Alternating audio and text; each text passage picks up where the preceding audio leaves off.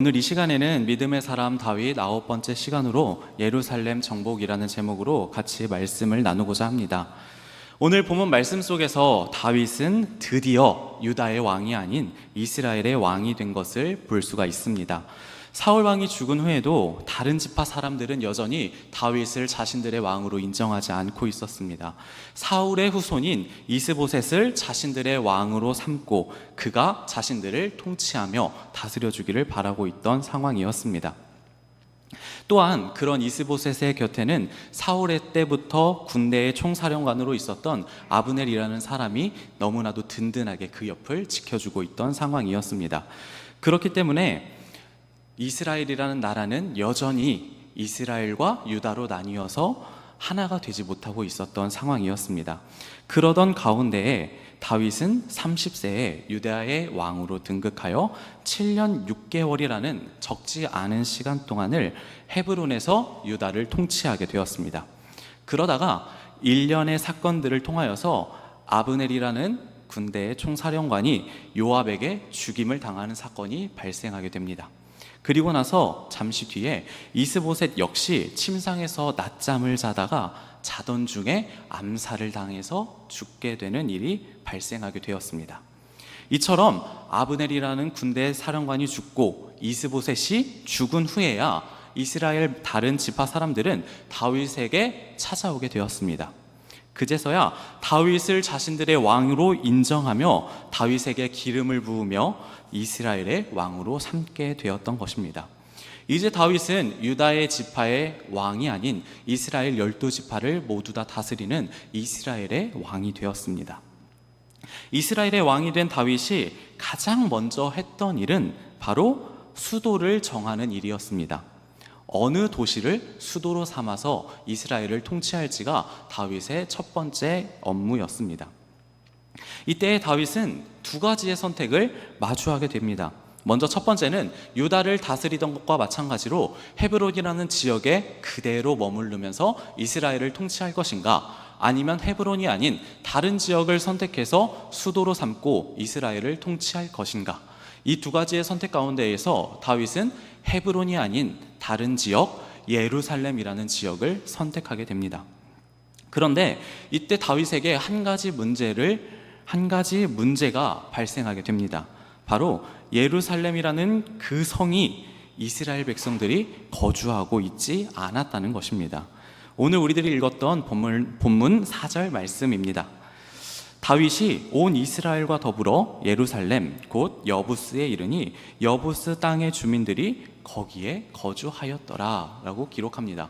이 말씀처럼 지금 다윗은 예루살렘을 자신의 수도로 삼고 싶어 했으나 그 예루살렘 성에는 이스라엘 백성들이 아니라 여부스 족속이 살고 있었다는 것입니다. 그런데 여부스 족속은 어떤 사람들이었을까요? 신명기 7장 1절과 2절 말씀 속에서는 다음처럼 기록을 하고 있는데요. 너무 기니까 읽지는 않고요. 이 신명기 7장 1절과 2절 말씀 속에서는 하나님께서 가나안에 들어가서 7 족속을 반드시 내쫓아 버리고 그들을 반드시 멸절시켜야 되는 족속 7 족속을 소개하고 있습니다. 그리고 신명기 7장 1절 방금 우리들이 화면에서 보았던 것처럼 그 가나안 7 족속 가운데 한 족속이 바로 오늘 본문 말씀에 등장하는 여부스 족속입니다. 즉 하나님께서는 반드시 내쫓아버리라고 했던 그 여부스 족속이, 하나님께서 반드시 멸절시켜버리라고 했던 그 여부스 족속이 아직도 이스라엘 땅 가운데에 남아있으며 예루살렘 성을 차지하고 있었다는 사실입니다. 그런데 왜 이런 일이 발생을 했을까요? 여호수아를 필두로 한 이스라엘 백성들이 가나안 땅을 정복을 할 때에 여부스 족속을 공격해서 실패했기 때문이었을까요? 아닙니다. 이스라엘은 그들과의 전쟁에서 승리했습니다. 여호수아 10장 23절 말씀을 보면 그 승리를 이렇게 기록하고 있습니다.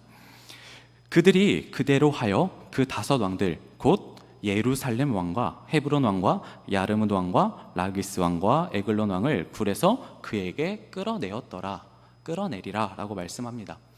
이 말씀처럼 이스라엘과 여부스 족속 간의 전쟁에서 이스라엘 백성들은 승리를 거두었습니다. 그리고 그 승리가 자그마한 전투 몇 번에서 승리했던 것이 아니라 여부스 족속의 왕이었던 예루살렘 왕을 끌어내어서 그의 목을 짓밟고 그를 참수하여 그를 나무에 매달아 놓기까지 하는 커다란 승리를 거두었습니다. 그런데도 너무나도 아이러니한 상황이 뒤이어서 발생하게 됩니다. 여호수아 15장 63절에 이렇게 기록하고 있습니다. 예루살렘 주민 여부스 족속을 유다 자손이 쫓아내지 못하였으므로 여부스 족속이 오늘까지 유다 자손과 함께 예루살렘에 거주하니라. 이스라엘 백성들은 여부스와의 전쟁에서 분명히 승리했습니다. 그들의 왕을 잡아 죽이기까지 전쟁에서 압도적으로 승리했습니다. 그럼에도 불구하고 오늘 말씀 속 유다 자손들은 여부스 족속들을 완전히 내쫓지 못했다고 기록하고 있습니다. 이 전쟁은 이번만 일어났던 것이 아닙니다. 뒤이어서 사사기 1장에서도 비슷한 사건이 또다시 기록이 되는데, 사사기 1장 8절에 유다 자손이 예루살렘을 쳐서 점령하여 칼날로 치고 그 성을 불살랐다고 기록하고 있습니다. 그런데 다시 한번 여부스 족속들을 완전히 내쫓지 못했다고 결론을 내립니다. 사사기 1장 21절에서 이번에는 베냐민 자손들이 예루살렘에 거주하는 여부스 족속을 쫓아내지 못하였으므로 여부스 족속이 베냐민 자손과 함께 오늘까지 예루살렘에 거주하니라 라고 기록합니다. 이 말씀처럼 유다 족속도 그렇고 베냐민 족속도 그렇고 여부스 족속과의 전쟁에서 모두 다 승리했습니다. 하지만 그럼에도 불구하고 그 두 지파 모두 여부스 족속을 자신들에게서 내쫓기를 하지 않았다는 것을 알 수가 있습니다. 이스라엘 백성들은 여부스 족속을 하나님의 말씀을 따르지 않고 멸절시키지 않았습니다. 그리고 그 대가로 인해서 무려 400년이라는 긴 시간 동안을 예루살렘 성을 그들에게 내어주게 되었고, 다윗은 오늘 본문 말씀처럼 그들과 전쟁을 해야만 하는 상황을 맞닥뜨리게 되었던 것입니다. 그렇게 오늘 말씀 속에서 다윗은 여부스 족속에게 내주었던 예루살렘 성을 다시 탈환하고자 수도로 삼기 위하여 이스라엘 군대를 이끌고 전쟁을 벌이러 나아가게 되었습니다. 그런데 그 모습을 바라보았던 여부스 족속들은 다윗을 비웃기 시작합니다. 오늘 본문 말씀의 평행 구절이 되는 사무엘하 5장에 이렇게 기록되어져 있습니다. 사무엘하 5장 6절 말씀입니다.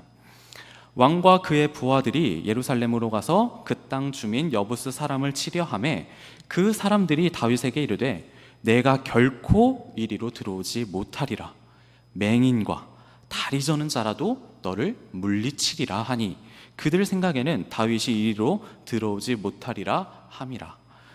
이처럼 여부스 족속들은 다윗이 군대를 끌고 온 것을 보았음에도 불구하고 다윗을 비웃고 조롱했습니다. 우리 중에 있는 맹인을 갖다 놓아도, 우리 중에 있는 다리 저는 사람을 갖다 놓아도 다윗 너는 절대로 우리 성을 함락하지 못해. 너는 결코 우리에게로 들어올 수 없어. 이러한 자신감을 가지고 다윗을 조롱했다는 것을 알 수가 있습니다. 이러한 환경 속에서 있으니 여부스 족속들은 이 400년이라는 긴 시간 동안을 예루살렘에서 살았습니다. 그렇기에 그들은 자신만만했습니다. 그 누구도 예루살렘 성을 공략하는 것은 불가능하다. 아무리 다윗이라 할지라도 우리 중에 있는 맹인과 다리 저는 사람들만으로도 너를 막는 것이 충분히 가능하다 생각했던 것입니다. 그도 그럴 것이 이 예루살렘 성을 보면은 정말 공략하기가 쉬운 곳이 아니었습니다. 성의 위치는 해발 750m의 위치에 있었으면서 삼면이 깊은 골짜기로 둘러싸인 분지에 위치해 있었기 때문에 그렇습니다. 이 골짜기는 천연 성벽을 제공하기 때문에 골짜기 위에 성벽을 세우면 당시의 기술로 이 성을 공략하는 것은 그야말로 불가능에 가까웠던 상황입니다. 이뿐만이 아니라 수비하는 입장에서도 적들이 어떻게 움직이는지 적의 움직임을 위에서 아래로 내려다보면서 전부 다 파악할 수 있었습니다. 그렇기 때문에 여부스 사람들은 자신만만하게 다윗 너라 할지라도 우리를 침략하지 못한다라고 다윗을 조롱했던 것입니다. 하지만 결국 이렇게 이스라엘과 여부스 사이에 전쟁이 일어나게 되었고, 이 전쟁은 다윗의 승리로 돌아가게 되었습니다. 그런데 한 가지 재미있는 사실은 이 전쟁에 대한 묘사가 그렇게 많지 않다는 사실입니다. 그저 다윗이 시온산 성을 빼앗았으니 이는 다윗 성이더라, 이러한 선포와 더불어서 물깃는 대로 올라가서 공격했다는 설명이 전부입니다. 난공불락과 같은 예루살렘 성에서의 전투치고는 그 설명이 다소 부족한 것처럼 보입니다. 그리고 그 이유는 본문 11절 말씀을 통해서 우리들이 살펴볼 수가 있습니다. 본문 11절 말씀입니다. 역대상 11장 6절 말씀입니다. 만군의 여호와께서 함께 계시니 다윗이 점점 강성하여 가니라 라고 기록합니다. 하나님께서는 다윗이 어떻게 이 전투에서 승리했는지를 분명히 밝히고 있습니다. 다윗이 승리할 수 있었던 이유, 다윗이 점점 강성할 수 있었던 이유는 오직 한 가지밖에는 없었습니다. 그것은 바로 만군의 여호와께서 함께 계셨기 때문이었습니다. 하나님께서 함께 계시니 다윗은 모든 전쟁에서 승리할 수 있었고 강성하여질 수 있었습니다. 하나님께서 예루살렘이 얼마나 강대한 성인지, 혹은 다른 세력들이 얼마나 강대한지, 그런 것들은 전혀 중요한 요소가 아니었습니다. 하나님에게 정말로 중요했던 것은 단 한 가지밖에는 없었습니다. 오직 다윗이 하나님과 함께 했다는 그 사실뿐이었습니다. 그렇기 때문에 하나님께서는 예루살렘 성의 전투를 길게 기록하지 않고 그저 담담히 다윗이 만군의 여호와와 함께하였기 때문에 승리하였다라고 선포하고 있습니다. 저희들이 잘 아는 것처럼 스데반 집사님의 순교로부터 시작된 유대인의 박해에도 불구하고 교회는 세계 곳곳으로 흩어지면서 더욱더 크게 성장하게 됩니다. 로마가 아무리 교회를 짓밟기 위해서 기나긴 시간 동안 박해를 한다 할지라도 250년이라는 긴 시간 동안을 교회를 밟기 위해서 노력했다 할지라도 교회는 무너지지 않았습니다. 오히려 그 박해 속에서 교회는 더욱 성장할 수 있었습니다. 그 이유가 무엇일까요? 바로 다윗과 같습니다. 만군의 여호와께서 함께 하시니, 세상의 통치자가 되시는 하나님께서 함께 하시기 때문에 그렇습니다. 그런데 오늘날 세계 교회들의 상황은 어떠한가요? 다른 나라들을 살펴볼 것도 없이 당장 우리 한국 교회의 상황은 어떠할까요? 희망적인 미래를 말하는 사람들은 거의 없습니다. 희망적인 미래를 말하는 사람은 찾아보기가 어렵습니다. 그것이 작금의 현실입니다. 왜 이렇게 되었을까요? 하나님께서 함께 하시니 다윗은 점점 강성하여졌습니다. 그런데 왜 오늘날 우리 교회들은 점점 강성해지지 못하고 사울과 같이 점점 약해지고 힘을 잃어가는 걸까요? 우리들은 말씀 앞에 서 있기 때문에 그 정답을 알고 있습니다. 하나님이 함께 하시지 않기 때문이에요. 정확히는 우리가 하나님과 함께하고 싶어 하지 않기 때문에요. 하나님과 동행하기보다는 내 욕심과 내 만족과 내 평안을 따라서 신앙생활을 하고 싶어 하니까요. 오늘날 세계적으로 무섭게 팽창하는 종교가 있습니다. 그 종교가 무엇인지 아시나요? 바로 이슬람입니다. 이슬람은 570년에 태어난 무함마드에 의해서 발생된 종교입니다. 그런데 신기하지 않으신가요? 이 570년에 이미 로마의 박해가 끝났던 상황이었습니다. 교회는 더없이 평화로운 시대였고 교회는 더없이 성장하고 있던 시기였습니다. 그런데 그때에 이슬람이 등장하게 되었고 그 영향력을 조금씩 세계 곳곳으로 넓혀가기 시작했습니다. 그리고 결국 중동의 수많은 나라들이 무슬림 국가가 되어버리고 말았습니다. 초대교회의 핵심지였던, 초대교회 역사에서 너무나도 중요했던 튀르키예, 터키를 비롯한 수많은 중동의 나라들이 기독교를 버리고 이슬람이라는 종교를 택하기 시작을 했습니다.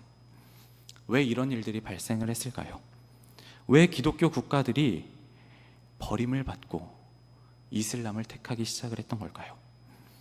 기독교 국가들과 교회가 조금씩 사랑과 자비를 잃어버렸기 때문에 그렇습니다. 하나님의 말씀이 아니라 물질을 따라서 살기 시작을 했고, 하나님이 아닌 자신들의 생각을 우선순위에 두고 살아가기 시작했습니다. 그리고 교회끼리 서로 분열하고 다투기 시작했습니다. 신학적인 논쟁들도 있었지만 대부분의 논쟁들이 너무나도 쓸모없는 일이었습니다. 너무나도 작은 일 같고 계속 싸웠습니다. 성직자가 면도를 해야 된다, 혹은 성직자가 면도를 하면 안 된다, 이러한 문제로 계속해서 싸웠고요. 성직자가 결혼을 해도 된다, 혹은 성직자가 결혼을 하면 안 된다, 이러한 사소한 문제들로 교회들 내에서 크고 작은 다툼들이 계속해서 발생하게 됩니다. 면도의 문제가 구원과 관련이 있습니까? 면도를 하면 구원을 받고 면도를 하지 않으면 구원을 받지 못할까요? 본질적인 문제가 아니라 문화에 따라서 발생하게 되는, 혹은 환경이 달라서 생겨나게 되는 너무나 중요하지 않은 비본질적인 문제로 인하여서 교회는 끊임없이 다투고 싸우기 시작했습니다. 이처럼 교회가 사랑을 잃어버리고 자비를 잃어버렸을 때에, 그때에 이슬람들은 자비를 베풀기 시작합니다.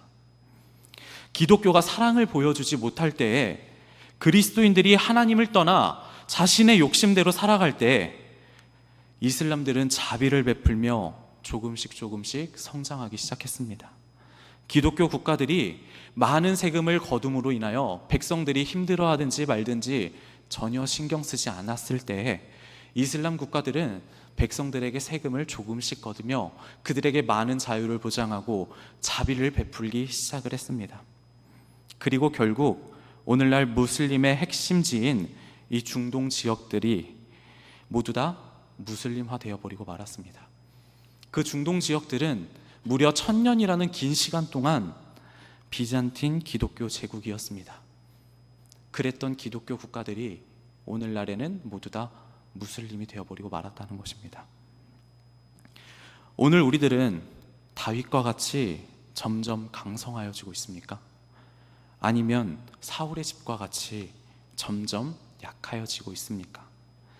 우리들이 강성하여질 수 있는 길은, 우리들이 부흥할 수 있는 길은 오직 한 가지밖에 없습니다. 바로 만군의 여호와께서 함께 하시는 것입니다. 오늘날 교회를 위협하는 가장 큰 적은 무엇일까요? 앞서 말씀드렸던 이 무슬림이 교회를 위협하는 가장 큰 적일까요? 아니면 계속해서 교회에 침투해서 교인들을 빼가려고 하는 신천지가 가장 큰 위협일까요? 아니면 다른 수많은 이단들, 하나님의 교회, 통일교, 이러한 이단들이 한국 교회에 가장 큰 위협이 되는 것일까요? 그것도 아니면 기독교를 비난하고 있는 정치와 언론들이 한국 교회의 가장 큰 적인가요? 아닙니다. 교회의 가장 큰 위협은 하나님께서 함께하지 않는 그리스도인들입니다. 하나님이 아닌 자신을 의지하며 살아가는 그리스도인들이, 바로 우리들이 교회의 가장 큰 위협이 되는 존재들입니다.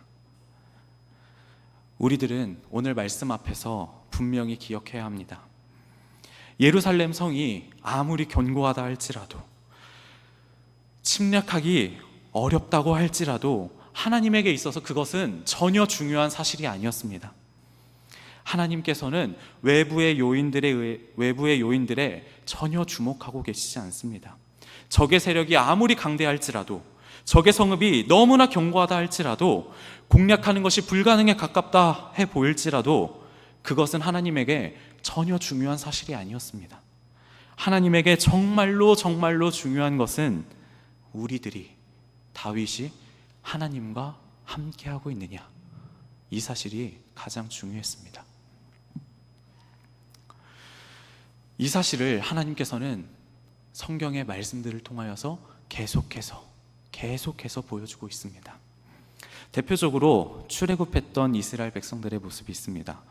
출애굽한 이스라엘 백성들을 애굽의 병사들이 바로 뒤에까지 쫓아오게 되었을 때에 하나님께서는 그들을 구원하여 주셨습니다.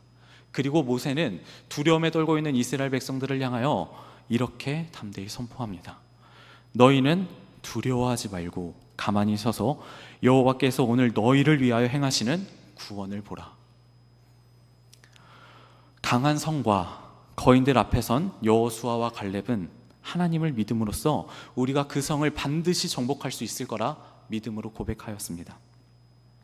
그리고 골리앗 앞에 선 다윗 역시 골리앗의 강대함을 보고 두려워 떨지 않고 하나님의 이름을 의지하며 나아갔습니다. 하나님께서는 오늘날 우리들에게 이러한 모습들을 원하고 계십니다. 눈앞의 현실을 바라보는 자들이 아니라 우리와 함께 하시며 세상을 주관하시는 하나님을 바라보는 사람들이 되라고 끊임없이 말씀합니다. 요한일서 2장 29절에서는 다음과 같은 말씀이 기록되어 있습니다. 너희가 그가 의로우신 줄을 알면 의를 행하는 자마다 그에게서 난 줄을 알리라. 하나님과 동행하는 사람은, 하나님과 함께 하시는 사람은 거룩한 사람들입니다. 의로운 사람들입니다. 사랑을 베푸는 사람들입니다. 그리고 자비를 베푸는 사람들이며 이웃을 긍휼히 여길 줄 아는 사람들입니다. 그런데 오늘날 교회가 너무나 많이 그것들을 잃어버린 것 같습니다. 사랑을 잃어버리고 자비를 잃어버리고 긍휼을 잃어버렸기 때문에 오늘날 한국교회가 점점 흥황하는 것이 아니라 점점 쇠하는 것이 아닌가, 하나님께서는 우리들에게 말씀하고 계십니다. 우리 눈앞에 놓인 상황이 아무리 막막하다 할지라도, 정말로 힘들어서 죽을 것 같다 할지라도 이기는 것이, 극복해내는 것이 불가능해 보이는 것처럼 보인다 할지라도 하나님께서 오늘 이 시간에도 여전히 우리와 함께 하신다는 그 사실을 기억하시기 바랍니다. 그 사실을 분명히 믿으시기 바랍니다. 그리고 우리들이 잃어버렸던, 우리들이 잊고 지냈던 사랑과 자비를 회복하시기 바랍니다. 우리가 이 세상에서 승리할 수 있는 유일한 길은 예수님밖에 없습니다. 세상을 창조하신 예수님께서 우리와 함께 하시는 길 외에는 우리가 이 세상을 승리할 수 있는 방법이 없습니다. 예수 그리스도의 이름을 붙잡고 승리하시기 바랍니다. 예수님께서 우리를 사랑하여 주신 것처럼 그 사랑을 이 세상에 보여주시기 바랍니다. 앞서 말씀드렸던 것처럼 무슬림은 지금도 굉장히 무서운 기세로 팽창해 나가고 있습니다. 그런데 동시에 너무나 놀라운 역사가 무슬림 가운데에서 일어나고 있습니다. 그것은 많은 무슬림들이 기독교인으로 회심하고 있다는 사실입니다. 그 요인들에 대해서 크게 세 가지를 살펴볼 수가 있는데, 그 첫 번째는 기독교 선교사들의 수고와 헌신을 바라보면서 무슬림들이 많이 돌아오고 있다고 합니다. 그 전까지는 십자군 전쟁을 비롯한 무슬림과 기독교인 간의 사이가 너무나도 안 좋았기 때문에 그 감정의 골이 너무나도 깊어서 무슬림들을 전도의 대상으로 바라보지 않았습니다. 그러나 요즘 들어 바뀌기 시작을 하며 그들에게 전도의 손을 내밀기 시작했고, 그들이 선교사님들의 수고하는 모습을 바라보며 선교사님들이 헌신하는 모습을 바라보면서 그들이 마음 문을 열고 교회로 돌아오고 있다고 합니다. 그리고 두 번째 요인은 하나님의 특별한 임재입니다. 그들이 꿈속에서 하나님을 경험하는 체험을 하고 또 그 밖에 다양한 너무나도 놀라운 역사를 통하여서, 너무나 놀라운 경험들을 통하여서 그들이 교회로 돌아오고 있다고 합니다. 그리고 마지막 세 번째는 이슬람에 대한 회의라고 합니다. 뉴스에서 저희들이 잘 보는 것처럼 IS를 비롯한 많은 무슬림들의 이미지가 예전과 다르다는 것을 너무나도 잘 알고 있습니다. 예전에는 이슬람이 부흥했던 그 시기를 바라보면 이슬람은 그야말로 자비로운 종교였습니다. 자비를 베풀 줄 알며 사랑할 줄 아는 종교였습니다. 그렇기 때문에 교회가 사랑을 잃어버렸을 때에 그들이 그렇게 팽창할 수 있었던 것이고요. 그런데 요즘의 무슬림이, 요즘의 이슬람은 그렇지 않죠. 테러를 일으키고 전쟁을 일으키고 있습니다. 그리고 그 모습을 바라보는 많은 이슬람들이 그 모습에 회의감을 불러일으키고 이슬람을 떠나서 교회로 돌아오고 있다고 합니다. 저희들이 이 사실을 기억했으면 좋겠습니다. 우리들이 승리할 수 있는 길은 예수님밖에 없습니다. 예수님밖에 없습니다. 우리들이 사랑을 보여주지 않는다면, 우리들이 예수 그리스도의 사랑을 놓친 채로 살아간다면 우리 교회는 하나님과 동행하고 있지 않은 것입니다.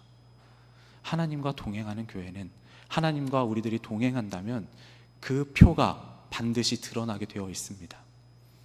그 사실을 믿으시며 우리 안에 잃어버렸던 사랑을 회복하시기 바랍니다. 우리 안에 잃어버렸던 자비를 회복하시기 바랍니다. 우리 안에 잃어버렸던 인내를 회복하시기 바랍니다. 그를 통하여서 한국교회가 쇠하는 것이 아니라 하나님과 동행하는 한국교회가 점점점 흥왕할 수 있도록, 점점점 강성하여지는 한국교회가 되어질 수 있도록 우리 마음속에 사랑이 회복되어지는 우리 사랑하는 우이중앙교회 성도님들 되시기를 간절히 축복합니다.